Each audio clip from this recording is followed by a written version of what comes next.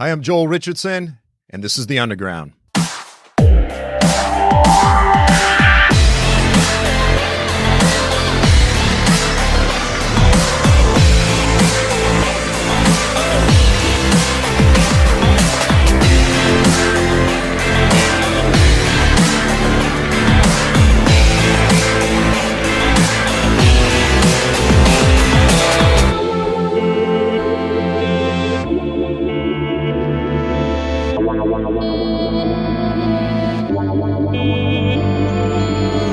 Welcome to this week's episode of The Underground, a program that explores the testimony of the biblical prophets, the gospel of Jesus Christ, current events, and how all of these things relate to you and me. Now, in last week's episode, I took some time to explain a very, very controversial subject, to explain why I personally believe that retired Lieutenant General Michael Flynn, who is the new National Security Advisor to President Trump, I explained why I personally do not believe that he should serve in that position.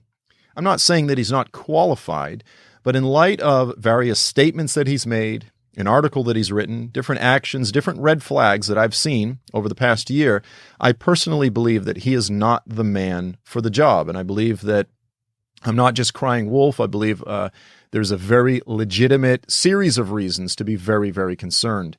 Now, again, my primary basis was an article that General Flynn wrote for The Hill the day of the election, just a few weeks ago, where he praised the Turkish president, Recep Tayyip Erdogan.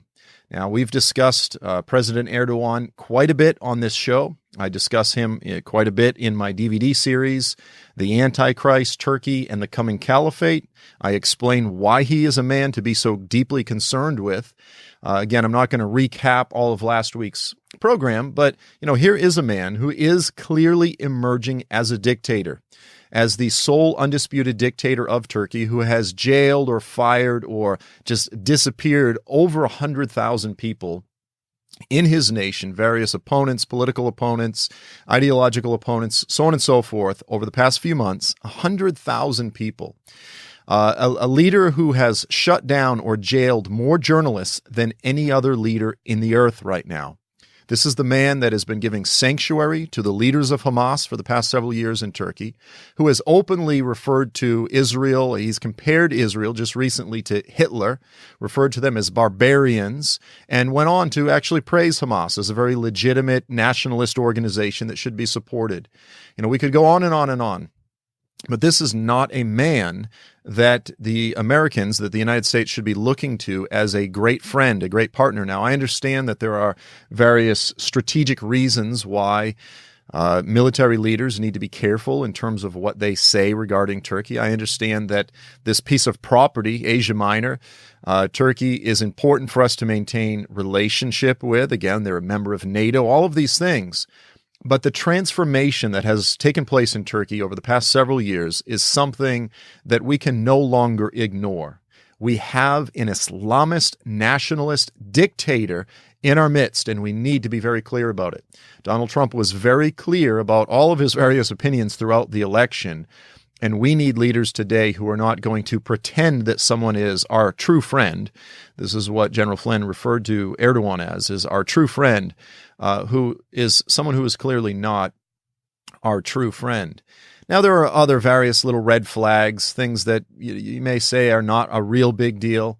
I watched a video since I did the show a couple of weeks ago where General Flynn was actually giving a speech at an Act for America gathering. This is headed up by Brigitte Gabriel, Act for America, and this was actually the night of the failed coup in Turkey. And he was actually applauding the coup. He was acting as though it would be a good thing to overthrow the current AKP party, again, President Erdogan and his party. And, again, if this is something that was done by 99% of the people out there, I would have no problem with it.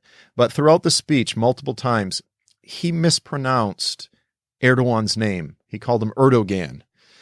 Now, again, easy to do if you're just reading it in English, and so I would have no problem with virtually anyone doing this. But when you are a general presenting yourself as an authority, as an expert, as someone who truly has your thumb on the pulse of what's taking place in the Middle East, and you want to lead the nation in terms of strategy and advise the president, I think you would at least know how to pronounce someone who is arguably the most important and one of the most dangerous leaders in the Middle East right now.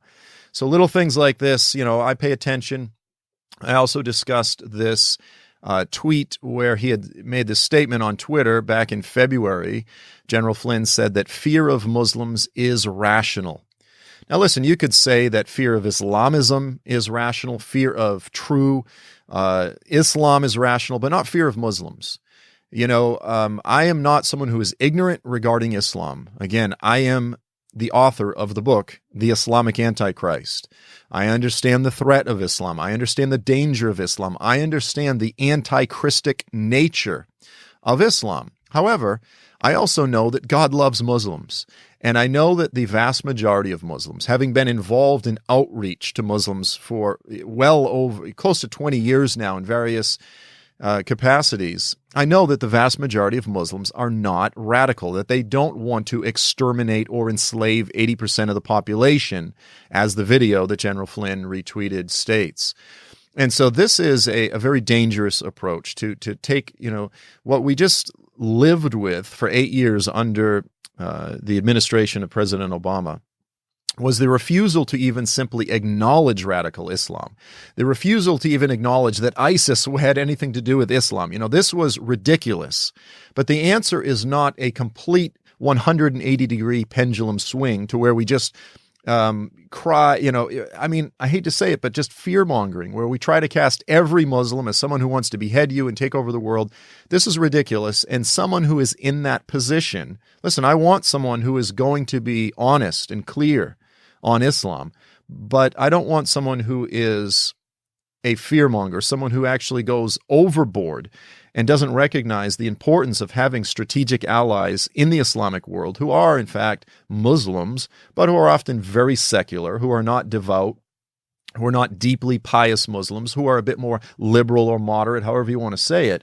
These things are critical. So listen, since that episode a few weeks ago, I went ahead and I did buy and I read General Flynn's book, again called The Field of Flight. It's co-authored with Michael Ledeen. And I'll be honest with you, I was hoping to give some good analysis of his book. This is not a very big book. I literally read almost the entire book in just a few hours. It's a hardcover book, but this is almost a booklet. And not only is it thin in terms of size, but it was very light in content. And, he kind of lays out his vision of the world, the various nations that he believes are all collaborating to destroy us and all this sort of thing. He tells some stories. I didn't find anything in it of great substance because the subtitle is How We Can Win the Global War Against Radical Islam and Its Allies. And I didn't find any significant strategic plan to actually do that. So I may come back to this on another program. I may come back and sort of give a little bit more of my opinion regarding the book. For now, I'm not going to get into it in great detail. In this episode, I actually want to take a little bit of time just to lay out my personal opinion in terms of how the conflict with global radical Islam should be approached. People can say, well, Joel, it's easy for you to criticize a retired lieutenant general who is now the national security advisor. Criticism is the easiest thing in the world, and I agree with that. It's the easiest, oftentimes the laziest and most common thing. It's very easy to criticize, but fewer are those who offer solid alternatives. And so, again, we only have a little bit of time, but I want to take some time just to lay out my particular opinion in terms of how the American government, how the U.S. military should approach in the days ahead radical Islam. Now, it's my conviction that the days ahead are going to be absolutely critical, that we have wise, informed, and most of all, godly leadership. And I don't know much about General Flynn's religious persuasions. My guess is that he's Christian. I don't know a tremendous amount about all that. But again, I believe that, there's often this opinion within the church world that the approach of the U.S. government needs to be radically different than the approach that Christians would take. And of course, that's different. We have different mandates. The mandate of the church is not to execute justice. That's the mandate of the government. So clearly there are some differences, but that doesn't mean that the U.S. government should abandon Christian moral ethical principles, nor does it mean that those who are Christians should not have an action plan, a game plan, an approach in terms of how to relate to a growing, relevant part of the world, such as the Islamic world. So let's go ahead and just jump in. And again, I'll be honest with you, just before the show, I just sort of laid out a few points. I'm just going to talk. This may not be all that organized. It may not be all that thoroughly thought out, but I just want to share some of my thoughts. We'll see where it goes, and I'll get ready for the responses and the criticisms after I air the show. But for now, let me just say this. Let's begin with President Obama's approach. So as I said earlier, the approach of the Obama administration was to essentially ignore the Islamic component of the growing radical Islamic problem throughout the earth. Rather than referring to it as militant Islam, radical Islam, Muslim jihadis, any of these particular catchphrases which connected the violence, the jihad, the radicalism, the hatred, the intolerance, all of the danger and the threat, rather than using any language which connected that back to Islam, Obama's approach was to try to separate that and simply refer to it as extremism. And he would say extremism is dangerous regardless of where it comes from. It could be Christian extremism or Islamic extremism, et cetera, et cetera. And there is some truth to that. I mean, if there is a Christian guy, such as the fellow, or claimed to be a Christian, who started shooting up the abortion clinic in Colorado Springs, as we saw this past year, in the name, supposedly, of being a Christian, a warrior for God, and all this nonsense, then that kind of extremism is bad. Yeah, there is such thing as Christian extremism. It's extremely rare compared to Islamic extremism. And of course, those that name the name of Christ and who are carrying these things out, we all agree, are fundamentally violating and going against the teachings of the Bible, against the teachings of Christ, whereas those that are carrying out these things in the name of Islam, in the name of the Quran, after the pattern and the example of Muhammad, as well as the earliest successors and companions of Muhammad, okay, they are being faithful to Islam. They're being faithful to the Quran. They are being faithful to Islamic history, and again, the pattern of Muhammad and his earliest successors. So, of course, there's a radical difference. But the point is, yes, extremism, violent extremism, regardless as to where it comes from, is bad. Okay, that's like, we can all agree on that.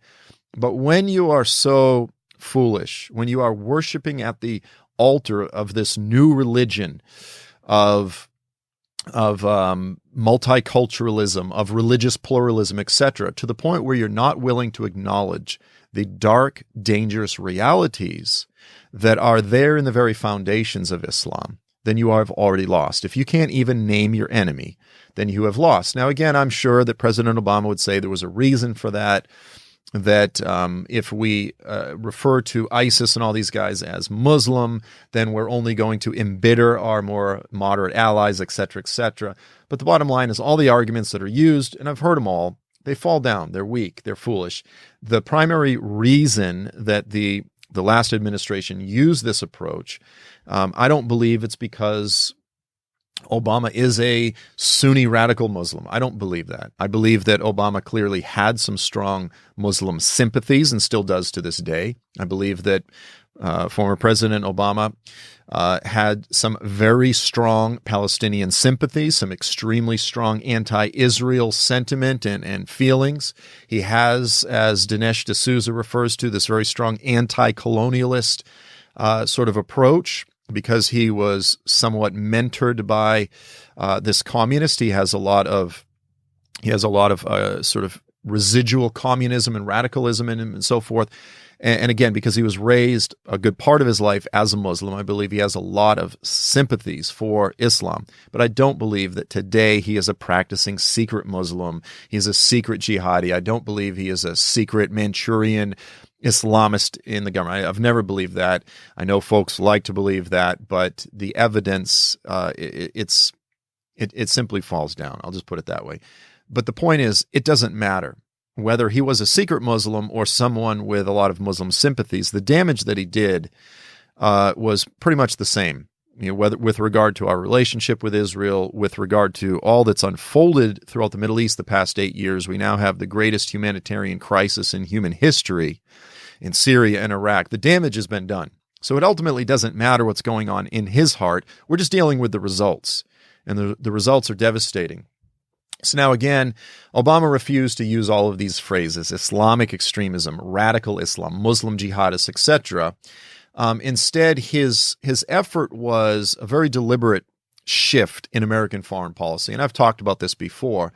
But essentially what he was attempting to do was to shift away from our previous approach, was to look out at the Middle East, look at these various autocrats, these third-rate Islamic dictators. I'm talking Hosni Mubarak, Gaddafi, Muammar Gaddafi, Bashar al-Assad, or, of course, Saddam Hussein. Of course, his fall took place under George W. Bush, under his administration. But there was this deliberate shift, a very marked shift, when Obama came into office, to no longer deal with these dictators. And because his argument was, listen, they haven't been elected through legitimate democracy.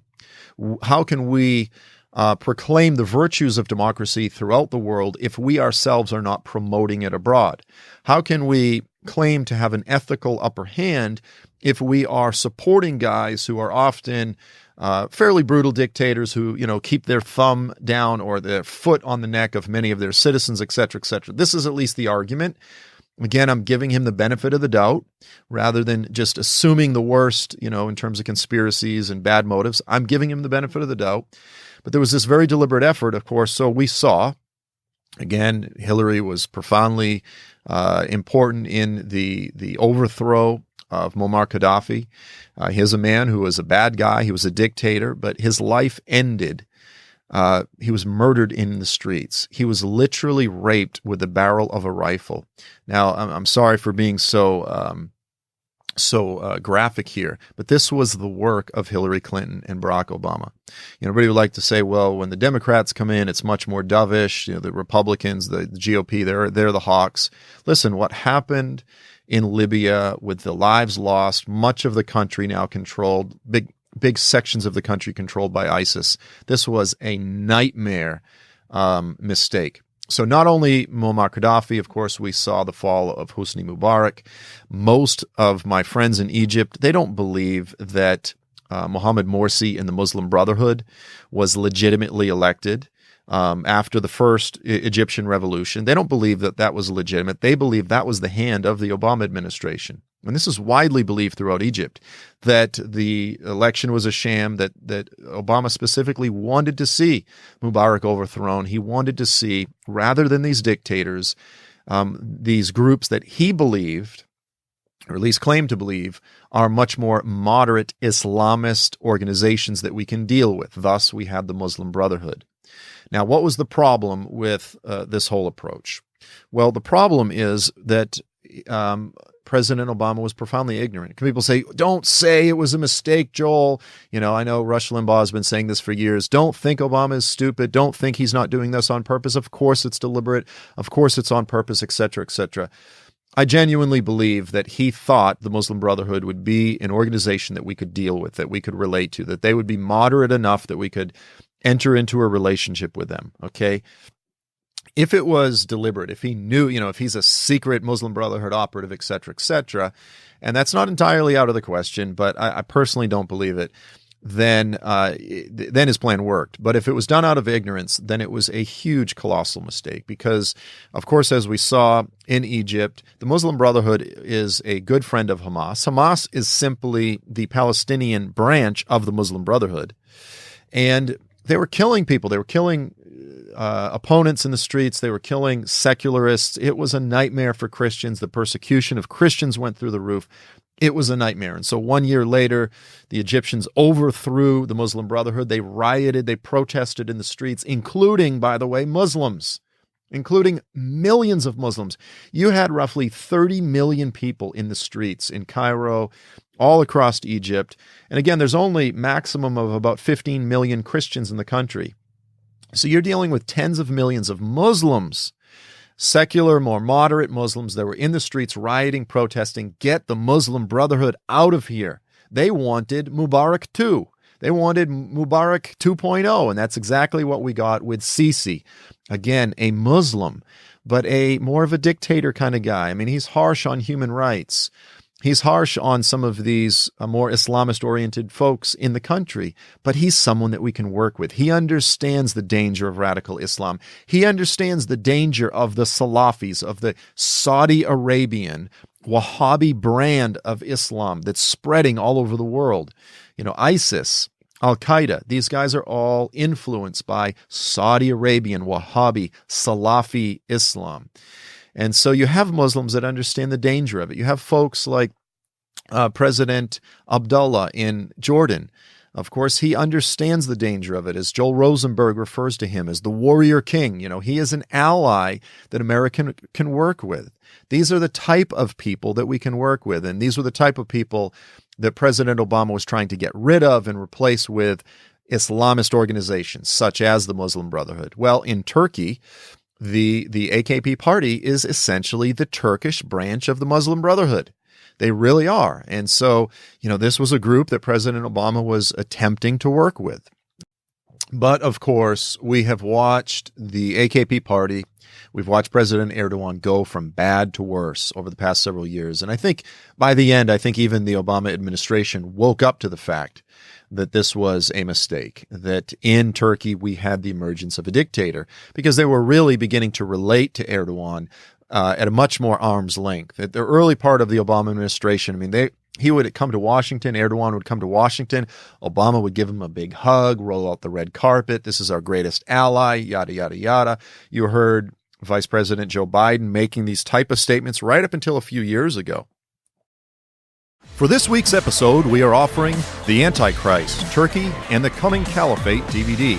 This 5-session teaching DVD features my newest teaching covering all of the latest events unfolding in the nation of Turkey, the history and theology which explains why Turkey is so critical within biblical prophecy, and what to watch for next. This newest teaching DVD is only $25. Or, for a bundle discount, you can get a signed copy of my book, Mideast Beast, The Scriptural Case for an Islamic Antichrist, along with The Antichrist, Turkey, and the Coming Caliphate DVD, as well as the Antichrist Debate DVD, featuring a historical debate between Dr. Thomas Ice of the Pre-Tribulational Research Institute and myself, nearly 3 hours long. That's the Mideast Beast book, the Antichrist, Turkey, and the Coming Caliphate DVD, and the debate between Dr. Tommy Ice and myself for only $50. To order any of these special offers, go to joelstrumpet.com and click on the store. When you order any of these products, you help support this ministry. Okay, so this was the Obama approach. What is the approach that I personally think is a better approach? Well, first of all, I believe that we need to recognize the fact that the conflict that is unfolding right now across the globe between the Western world, between Europe, the United States, again, the whole Western world and Islam, in many ways, it is an ideological clash. It's a religious clash. It's a political clash. It's all of these things. But let's just call it, in a very larger sense, an ideological clash. Now, as I've said multiple times, the majority of the Muslims in the earth are much more moderate, a bit more secular, less devout. Most Muslims don't know the Quran. You know, people watching this go, well, how can you say there's such thing as moderate Muslims? There's no such thing as moderate Muslims. People that say this are ignorant. They don't know Muslims. Most people who say these things don't know a single Muslim. Listen, the Quran is written, they believe it was inspired in Arabic. And so many, many Muslims across the earth, the only language they memorize or study the Quran in is in Arabic. The majority of Muslims throughout the earth don't speak Arabic. And so I'll just say that Muslims tend to be far more ignorant of the Quran, of their own religion, oftentimes, than many Christians. And that's saying a lot. So listen, you have people that they call themselves atheists, but they still call themselves Muslims because they were raised Muslims. They grew up in a Muslim country. They identify culturally as Muslims. But religiously, they may say that, in terms of their belief in God, they might be atheists. So we need to understand that the term Muslim, it includes a lot of different people. I mean, listen, a Southern Holiness Pentecostal church in Alabama is going to be drastically different than a Reformed Baptist church in Minneapolis. Or, a Pentecostal church in Boston is going to be much different than a Bible church in Oklahoma City. There's many different types of Christians. There are many different kinds of Muslims. Muslims are as different as people are different. We need to recognize this. So, that said, the battle ahead is a battle for the hearts of the moderates. If we don't win the hearts of the moderates and they go over to becoming more radical, they become radicalized, then we have lost. Now, it's a very common phrase within military circles. Again, I've heard Rush Limbaugh say this multiple times over the years. He'll say, the purpose of the military is to break things and kill people. And they go, anything beyond that is ridiculous. We're not called to be a humanitarian organization. The American military is not called to be the helping hands of the earth and all these sort of things. Now, listen, I think that's nonsense. Now, I know ultimately the purpose of the military is to kill people and break things, at least historically. But the bottom line is, you just look at ISIS. Look at ISIS over the past few years. This was one of the most successful recruiting campaigns ever. They recruited like 35,000 kids from all over the earth. How did they do that?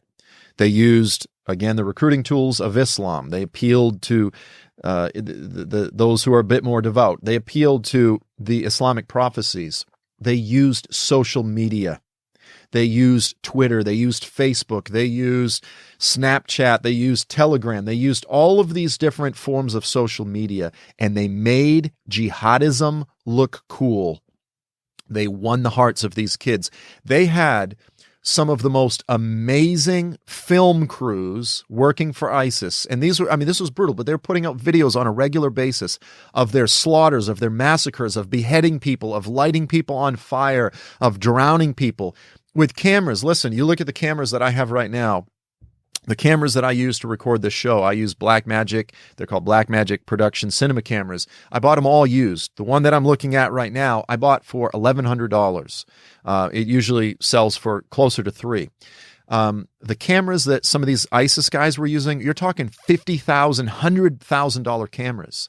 Ultra slow motion, high definition cameras showing someone being burnt alive in extreme slow motion. I mean, they had a designated film crew, production company, film company. And you go, well, the American U.S. military, we shouldn't have that. That's not our job. Listen, warfare has changed. Well over 50% of the battle today is going to be won through, we'll call it propaganda, call it information. And so it's my opinion that there's a holistic approach that we need to take. There is the intelligence. We need to be tracking people. We need to know the jihadis in our midst. We need to have an eye on the world. There's that whole side of it. There's the military side of it. We need to be able to, again, break things and kill people when necessary. I believe there's a time for war. When you have bad guys like ISIS, they have essentially forfeited their right to live. It's the job of the government to be a sword of justice, to execute vengeance on behalf of the people, to protect the people, etc. But if there is not a holistic plan in place that includes, and listen, an entire branch of the U.S. government, of the U.S. military, that understands the ideological conflict, that understands that it's a war for the hearts of the moderate Muslims, that understands the entire approach that we take has to be to try to win the hearts of the moderate Muslims of the earth, and to shame and to undo the very successful propaganda of ISIS and Al-Qaeda and all these different groups, then we will lose. Because listen, radical Islam is like a grease fire. The U.S. military is, it's like running around with buckets of water. We can have the best military in the world, but if we're running around throwing buckets of water on a raging grease fire, it will only spread. And under Bush, Cheney, Rumsfeld, we had a very deliberate, focused military effort in Iraq, in Afghanistan. Here we are, how many years later, and the whole thing is unraveled and fallen apart. And that grease fire has spread all over the world. We now have ISIS exploding all across North Africa, in Nigeria, in Somalia. I mean, working their way, just pushing their way south, all the way over in Pakistan, the Philippines, in the Sinai, a caliphate, which hopefully will be undone very soon in Iraq and Syria. That grease fire is spreading. We are losing. We are losing the propaganda war. So first of all, there's that whole branch. We need literally an entire branch of the U.S. military that is creating films. And the purpose of the films is twofold. It's to expose the hypocrisy of these kids. Now listen, in the United States, people by and large, who do they love to hate? Everyone loves to hate a hypocrite. There is no one that everyone is more disgusted by than a preacher that they find out is having an affair or, doing all of the, nowadays there's a bit more compassion, but it's all about whether or not somebody confesses properly. If someone comes out and says, I'm an alcoholic, I'm a pastor, I'm a hypocrite, everyone has compassion. But if they come out and, they get caught, they get busted, everyone goes, that guy is a two-faced liar. Everyone loves to hate a hypocrite. We need to be exposing these ISIS jihadis. When we catch them, we need film crews in there go, oh, look at this. Oh, there's a whole stash of, cigarettes. There's cartons of cigarettes. Yet they're cutting people's hands off because they're smoking cigarettes. They're trying to enforce a form of righteousness that they themselves can't keep. Because this is rampant throughout ISIS. When they go in and raid some ISIS, stronghold and they find their phones and they go, oh, look, there's evidence that these guys were looking at gay porn, this sort of thing. These things literally, they need to be documented. You go, these guys are hypocrites. When these kids come back and they get caught and they're being interrogated and they're breaking down and crying and they're begging and they're saying, I was lured into it. I didn't know what I was getting into. I feel so bad. I'm so sorry I killed. And they're crying. These videos need to be made available. Why is it that when someone in the United States gets arrested, that we see the interrogation tapes in the police stations, but yet we afford more dignity to many of these ISIS fighters as they're caught? Well, you can't show the videos and so forth. No, listen, I'm a Christian. Okay, so I don't believe in lying. I don't believe that we present a false picture. I believe we show a true picture. And when hypocrisy is exposed, when we catch the leaders of ISIS hiding out in holes, quivering for their lives, in the same way that we found Saddam Hussein in a spider hole, with a big beard, looking like an animal, we reveal that and we go, this is the fruit. This is the path. This is where it ends up. So on one hand, we tear down ISIS. We let the world see the bloody, disgusting, satanic path that they have gone down. On the other hand, the world needs to see the goodness that is behind what America is all about. Now, listen, I've been watching these anti-Trump protesters. They're out there saying 2, 4, 6, 8, America was never great. The millennial generation in public schools and modern, universities have been brainwashed to believe that everything about the United States is bad, is evil. There's nothing praiseworthy about this country. Listen, the United States has fallen short in multiple ways. I'm not ignorant. None of us are ignorant. We have fallen short of the principles that we claim to champion. However, the principles that are at the very foundation of our Constitution, of what makes this country, the United States, great. Again, I know many people are watching this who aren't Americans. Please bear with me. But the principles of equality, of civil liberties, of liberty, of freedom, of equal rights, all of these things that are built upon biblical Judeo-Christian principles that are built into the very foundation of our founding documents. These are principles that we can all agree are worth championing. And yes, we've fallen short. Of course we have. But because of this Judeo-Christian foundation of our country, we are, by and large, a great country. And the humanitarian work, the charity that the United States does all over the world, when you look at the amount of money that the American people give, I remember years ago when there was a massive earthquake in Iran, the United States was giving millions of dollars, sending over aid workers. The charitable nature, the good works that the United States does. Again, I'm not trying to undermine the biblical doctrine of the corruption of the human heart. That's all there. But nevertheless, the goodness that exists in this country needs to be seen. We are called, as Reagan said, to be a city on a hill. Now, again, that's ultimately about the church, but there's nothing wrong with shining a light on the good things that the United States does. And so when there is a humanitarian catastrophe. There is nothing wrong with spending millions of dollars and letting the world see the good that we are doing, not just the UN, but that the United States is doing, right? Because those millions of dollars that we spend is saving us from then later having to spend it on warfare and killing people. We have to understand that this is a war for the hearts of the Muslim world. We need to recognize that there are many moderate, more liberal Muslims throughout the earth that we need to partner with. This is just realpolitik. This is realistic.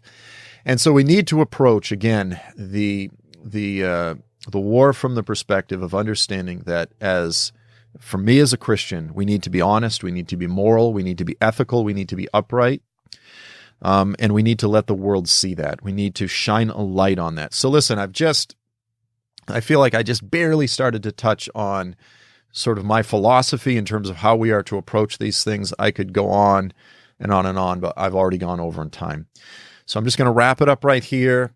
Listen, whether you're an American or you're not an American, please pray for this nation right now. I can tell you, if you don't live in the United States, just being in the United States, this election, the country is deeply, deeply divided. It's painful. It's painful on all sides. People are hurting. We need the Spirit of the Lord to breathe on this nation. We need a release of the mercy of God on this nation. If you're an American, if you're not an American, pray for this nation. Pray for the United States right now. Pray that godly, wise leaders would be put around the president, the new president, Donald Trump, and Vice President Pence. Pray that good people come around them, wise, godly leaders.